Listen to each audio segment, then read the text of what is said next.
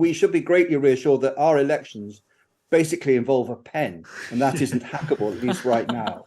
So it isn't going to affect how people actually vote, but this information might create a way in which malign forces can try and influence how we vote. There's also been a cyber attack on Britain's electoral register, with GCHQ pointing the finger at Russian hackers. The former commander of Joint Forces Command is General Sir Richard Barrons. We can speak to him now. Good morning, Richard. Good morning. Before we get to Russia, it must trouble you as a military figure to hear about the PSNI. That feels like a shocking security breach in itself. Yes, it is. I happen to be a former brigade commander from darker days in Northern Ireland, and there's no doubt that this mistake will cause some police officers to leave the police service because they won't be able to manage the risk to themselves or their families, and it will cause others to move. And the loss of confidence the professor described, I think, will be profound. Let's talk about this other one then. On the face of it, it's hard to see, although you might tell us more about this, the specific security consequences of this in the same way that we can all understand the PSNI ones. This is Russia hacking the electoral register, which seemed to have gone unnoticed for very many months. What do you take as the biggest concern from that?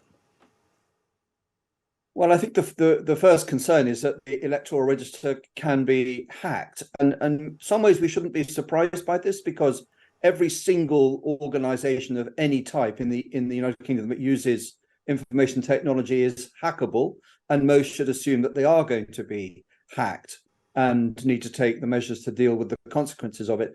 But I think the problem here is this was the electoral register, or at least a copy of it, and the hack went unnoticed for some time, and that's deeply regrettable. Do you feel it's supposed to have come out from Russia? No one's saying necessarily it is the Kremlin. Would you put your money on it being a state-to-state hack? It's coming actually from the Russian establishment, from the Kremlin. It's more likely to be a state, and most likely to be the Russian state because of the nature of the target.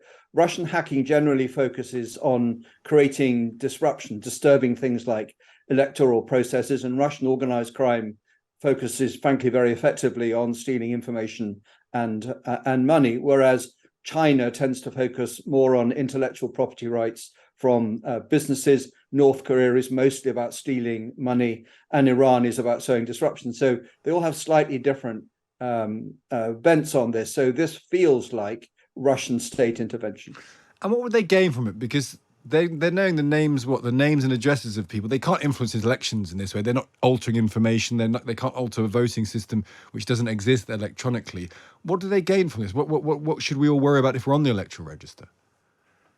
So the information on the electoral register, which of course includes those people who prefer to remain anonymous, may have some link to the way that powerful cyber forces, such as Russia possesses, can target messages during the course of an election to try and change opinion in the way that we all respond to what our phones tell us. But we should be greatly reassured that our elections basically involve a pen, and that isn't hackable, at least right now.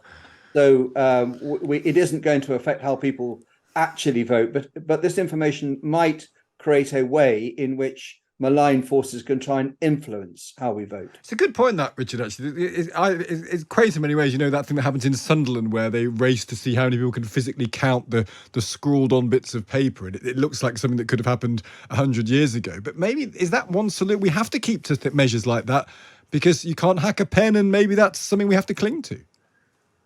So it's certainly a security feature of the way we vote. The downside is, of course, you actually have to go and vote if you don't do a proxy. So participation in our elections is obviously not 100%. And one would have thought, with the evolution of things like two-factor authentication, such as we use for our banks, and biometric security, the day will come when we can vote electronically, and maybe then insist on 100% of a vote.